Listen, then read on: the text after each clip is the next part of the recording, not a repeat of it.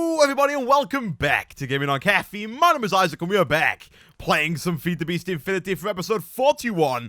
Now, the first thing you're probably going to notice that I've changed since the end of last episode is this guy over here. We ran out of space in our first set of ME drives, so I went ahead, added a second one up here. I did change quite a few of these over to 4K drives before I did actually go ahead and add another one in. These things were not so much filling up on, well, actually they were kind of filling up on bytes juice, but they were also filling up on types, so I decided to go ahead and add another ME drive and add 4 more 1K storage cells, and for the time being, they're doing pretty well, but the longer I leave the server running and the more stuff we get from the quarry, the more of these drives we're going to need, and we're probably eventually going to have to move these somewhere else, because we're going to have a ton of drives just lying around. We'll probably like get the own room somewhere, but that's not what we're doing today. Today we're not focusing on applied energistics. Today we're going to start by solving a problem that I always love to solve in every single series of Minecraft that I ever do, and that is the problem of hunger. Now, for anyone who has watched me for any length of time, literally if you probably watched just the last video,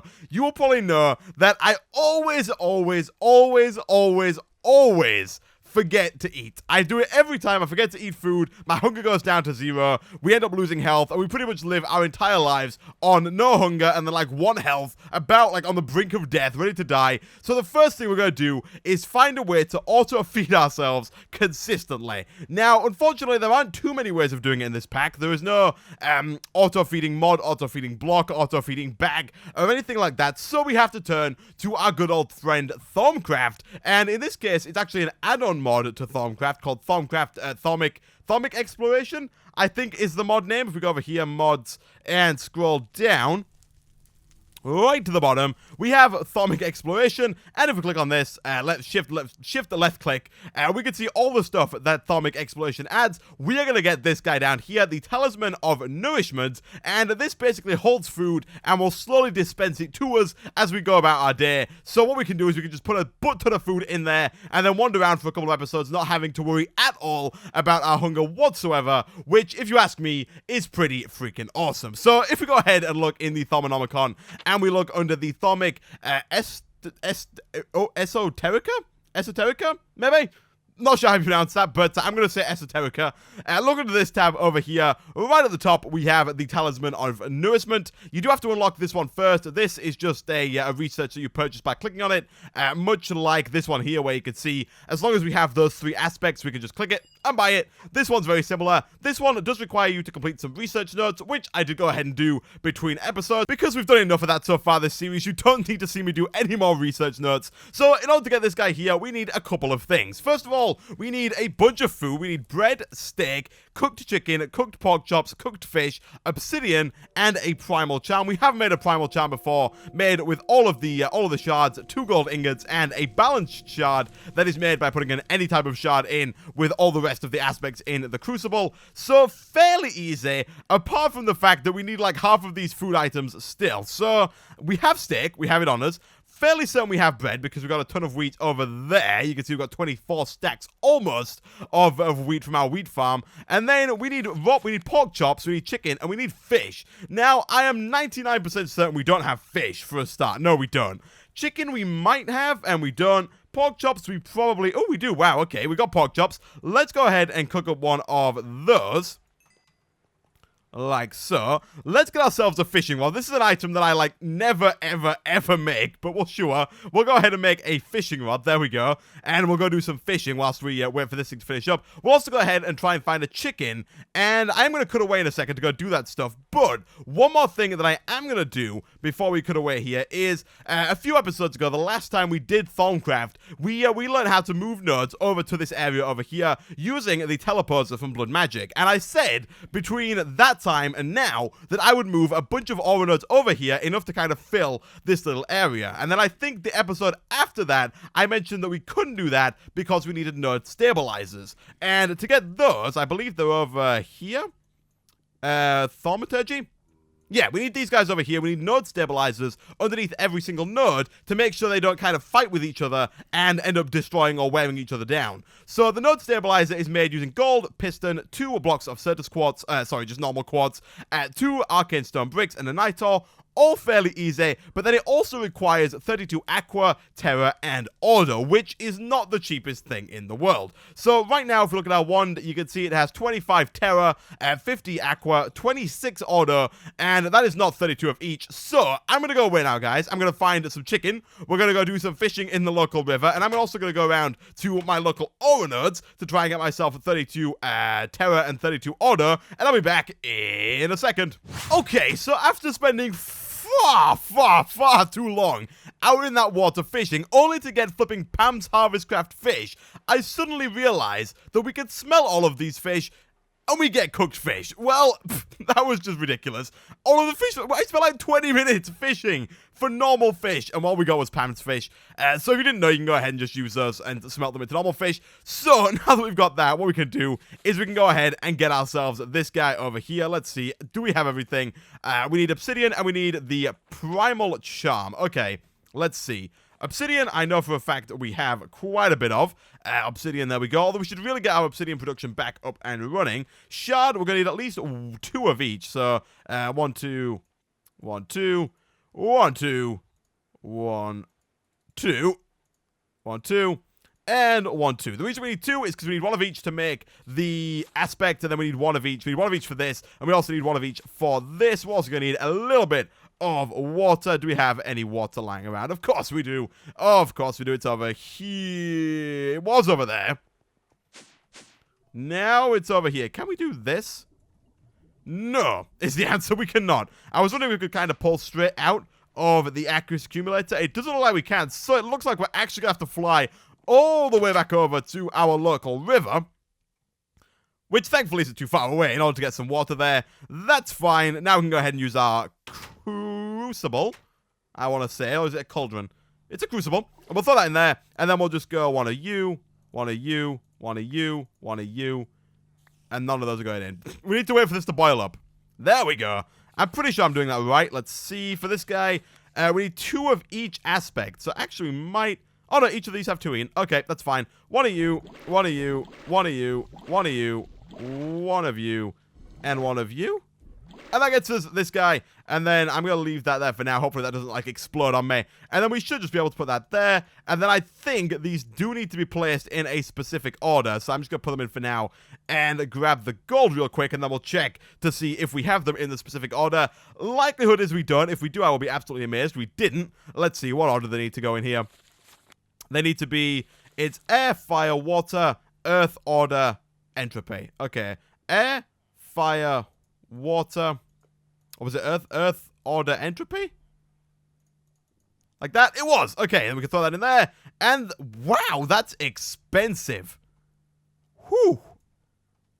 Okay, well, I was hoping to then use 32 terra, 32 aqua, and 32 order to make the node stabilizer, but now we don't have 32 of any of those. So, what does this node have in it? This node has aqua in it. We'll stick it back there for now so it can fill up on aqua again. And then I guess we're going to have to go ahead and just start wandering around again and getting some more of the terra and the order if we want to fill that up. We did have enough to make the node stabilizer, but now we don't. But in better news, we can go ahead and we can take that primal charm and all of our cooked items and make ourselves this guy here. So, obsidian needs to go here at the top.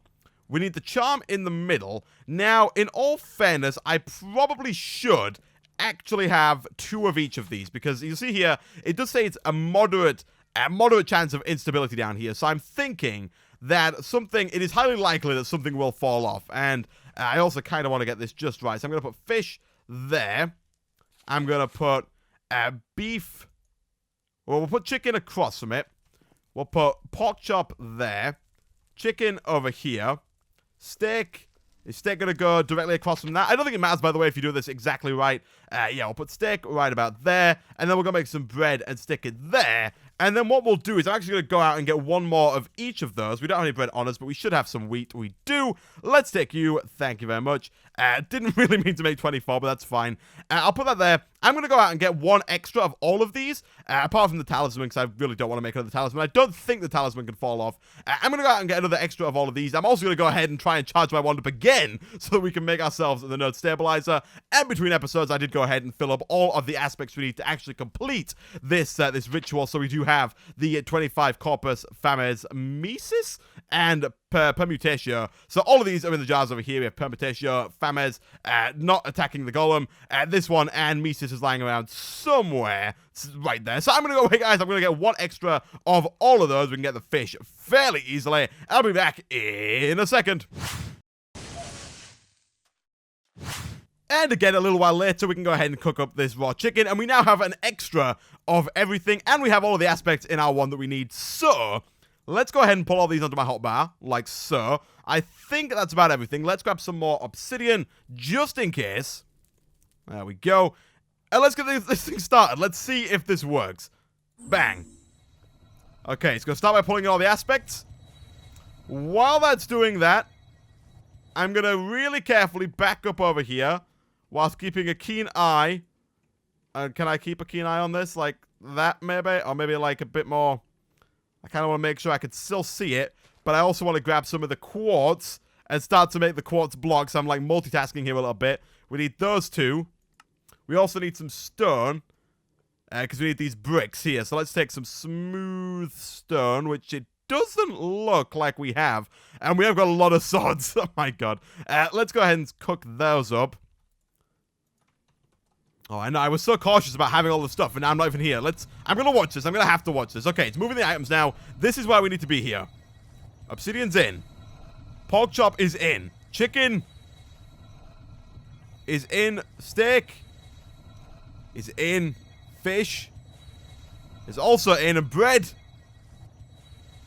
is in. Nice. Look at that. We got it. Cool. All right, let's take this guy, and it should instantly start to eat up. There you go. It took all the food in our inventory. It's going to sit there and eat up all the food, and you'll see it now has, it holds 98 food points and 17 saturation points. So if we just have this in our inventory now and run around and jump, let's have a look. What did they say? 98 and 17.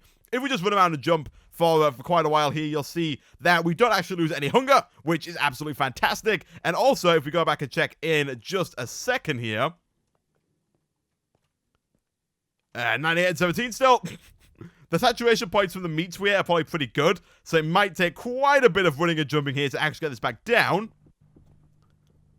But you'll see that 15, it did actually go ahead and use up some of our items, which is pretty freaking awesome. So, what I'll probably do for the future now is just go ahead and have, like a stack of apples in my inventory at all times, so that if it does run out of those hunger points, it can just go ahead and grab some of the apples, fill itself up, and keep filling me up, which I think is absolutely fantastic. It means we don't ever have to worry about hunger again, at least until we run out of apples, in which case I'll have to fill the apples up. But, in short, we have to worry about it a lot less, which I like a lot. So, let's go ahead and grab a few more shards here, so we can go ahead and make some of these bricks. I'm not what I meant to do. I'll fix that later. I'm fairly certain the bricks are like this. They are. That gets us 4. I thought that would only get us 1, but it didn't. So we'll throw you there. We'll throw you there. We need a node stabilizer, which is... Let's see. We need a piston. We need a gold. We need a nitor. Okay, nitor we've got... piston, gold. Gold we actually have. Look at that. Boom. Throw you there and there. The gold actually goes there. And then we need a piston, which should be fairly easy. Do we have one? We don't, but we can also craft one, so we'll do that, and that's pretty fast. We'll take you, and we'll throw that in like so. Throw in the wand, and we got ourselves a node stabilizer. Nice. This thing can go right about there. And you'll see it activates, kind of like spreads out. And this node is now stable. You'll see it's got a little bubble around it. It's not going to attack or defend or do anything with any other node around it. So what I'll probably do between now and next time we do Thaumcraft, I'll go ahead and add a few more of these node stabilizers around here, as well as bring all the rest of the nodes in, so we can go ahead and charge our one fully without having to like trail around the countryside and do a bunch of other stuff. Now, the next thing that I want to do in this episode is something that we should have done probably at the end of last episode, and it is to do with our Wither Skeleton Skull farm. Now, if we look in here, I have left the server on overnight since the end of last episode, and if we look in here, you will see that we have 1,157 Wither skeletons. Now, you'll also see that we have a ton of bows. I did go through and bin about 1 billion bows before the start of the episode. I took them all out and threw them all into the trash can. You'll also notice we have a ton of those swords, which is probably, I'm not gonna lie, what's filling up our AE system. We can probably take all those out and save on a ton of space. So we should probably set that up so that all of those bows and swords get instantly thrown in the bin instead of going to our AE system. But that's not what I'm actually gonna do first. The first thing I'm gonna do is get an energetic infuser. this guy over here, a machine from Thermal Expansion. Fairly easy to make. We need 2 of these transmission coils. We need 1 of these reception coils. We need 2 of these copper gears, and you want to make sure they're from, I like to use the ones from Thermal Foundation. They're just a little easier to craft. And then we need a machine frame. It doesn't have to be a resonant machine frame, although we do need another one of those gears. Come on. Those are different tiers, by the way. For those who don't know, you can make different tiers of machine frame, and then therefore different tiers of machine that you can put more upgrades in. We'll get into it a little bit later on in the series when we want to speed our machines up. But for now, basic will do just fine. And then a leadstone energy cell, which we can make like so. Do we still have a leadstone energy cell? We don't. I thought we did. Oh no, we made one for the obsidian, didn't we? We'll take that. We'll do this, and that fills it up. Nice. We're then going to grab ourselves some item ducts. Like so. 2 is actually the exact amount we need, which is kind of creepy. And then we'll go ahead and grab ourselves 2 resonant servos. We're going to grab the highest tier of servo, and you'll see why in just a second when we get to the nether. Now, hopefully, the nether is not laggy as all hell. I don't know if I have had to repair the sword a few times. It has died overnight since last episode, so I have had to repair it and fill it up with juice a few times. And hopefully there were not just a ton of wither skeleton skulls. There were not. Okay, so right now it's doing fine. If we look in here, this thing is on 100,000 RF. Now what happens is when this runs out of RF, it then hits again and breaks. And when it breaks, what we have to do is take it out, give it obsidian again to fix it, and then charge it back up, which is not what we want to have to do. We want to charge it up before it breaks that obsidian point. We want to take it out, charge it up, and get it back in there as fast as humanly possible. And we want to do it automatically. We don't want to have to do it ourselves. We want it to be automatic. So let's go ahead and just move this chunk loader real quick, because that really doesn't need to be right there. We'll throw it, like, I guess, over here somewhere. Boom. And then what I'm going to do is I'm going to go ahead, I'm going to break this one here and this one here, and then we're going to have outputs on this side and this side. That's going to be an output, that's going to be an input. And basically what's going to happen is we're going to have 1 here, 1 here, and as I say this, I realize I actually need 2 more of these servos. Actually, I'm going to put this down right there. So that's going to fill up with power.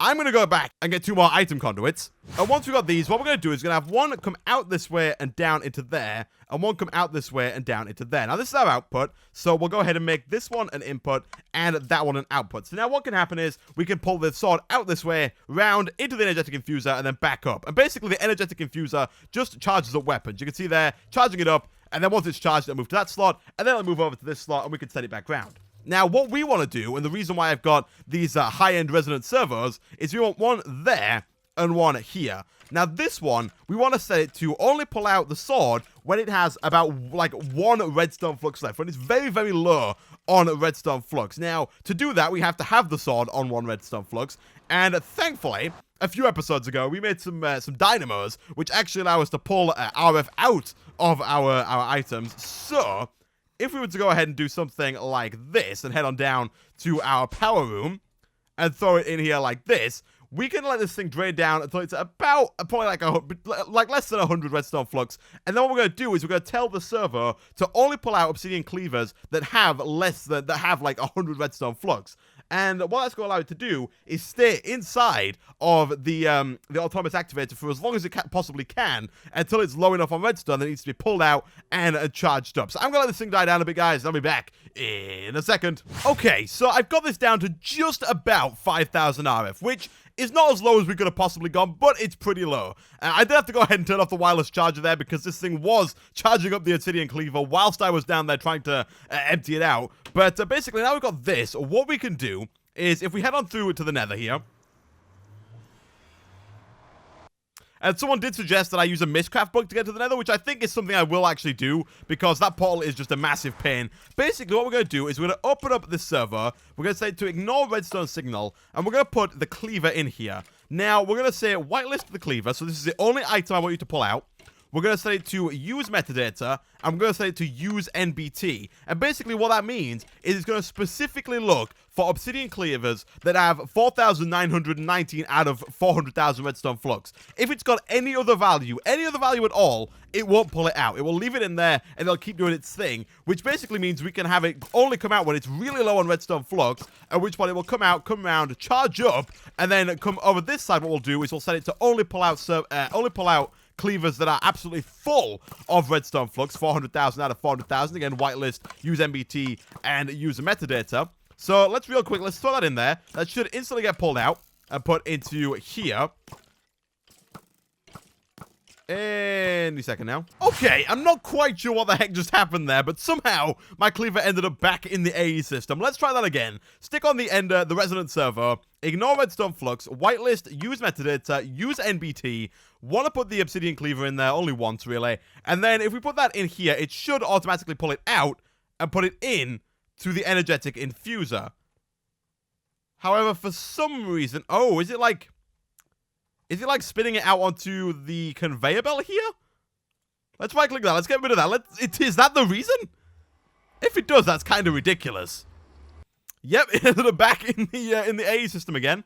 Okay, take 5. Now it should get pulled out and go straight, there we go, into here, start getting charged up, and now, and then basically what we're going to do is go let that charge all the way up to full charge, and once it's fully charged up, we'll take it out and we'll set this server over here to only pull out fully charged up cleavers, and then basically it'll go back, it'll keep attacking with the skeleton skulls until it gets down to 4,190 or whatever we just set it to, and then it'll get pulled, if we're over here, it should tell us, 4,919. Once it gets to 4,919 out of 400,000 redstone flux, it'll get pulled out again, charged up, and sent back. And this way, it's never going to run out of charge. It's never going to break, and it's just going to keep going forever and ever and ever and ever and ever. Only occasionally going down for brief moments whilst it charges up, which shouldn't take all that long, although it does take a good couple of minutes. In which time we could get quite a few with a skeleton skulls building up, but that's fine. That's completely fine. How in the world did that just happen? Okay, I have no idea why this is happening. If anybody knows why, as soon as my cleaver finishes doing anything, it somehow ends up back in the AE system, please feel free to tell me. But what we should be able to do now is put this in like so, and then possibly just stick it back in there. That should go straight back up into there. There we go. It should... What the heck? What the heck? Oh, is it... Oh, did I set the bottom to an output? What? Wait a second. Okay, the back of this is set to output. If we turn that off, right, okay. That's why. I set the back of my energetic infuser to output, so all of my cleavers were instantly getting pulled out, going into the energetic infuser, and then being outputted right through to the back, and then put into the tesseract, and ending up back into my wireless access AE system. So cleaver, let's grab that again. Alright, so now if we go put this back in this time, it should only ever go through to the autonomous activator, and should just continually work like that forever and ever and ever. And with that, guys, I think I'm going to end today's episode there. Let's go ahead and throw this in, do a quick test. That should all get pulled out that way. There we go. That got pulled straight back out, which is not what it should be doing. Okay, so you want to set it to use NBT. You want to set it to use metadata, but not to use NBT. You want to set it to ignore NBT. To be fair, I have no idea what either of these mean, but I know that they can affect what it uses to pull out. So you want to only use metadata for this, and that should work 100% of the time. So it's now going to go ahead and kill all those with the skeleton skulls. But with that, guys, thanks for watching. If you did enjoy the video, be sure to like, leave a comment down below if you feel the need to leave a comment down below. It does actually help the video a ton. And I will see you guys next time for some more Feed the Beast Infinity.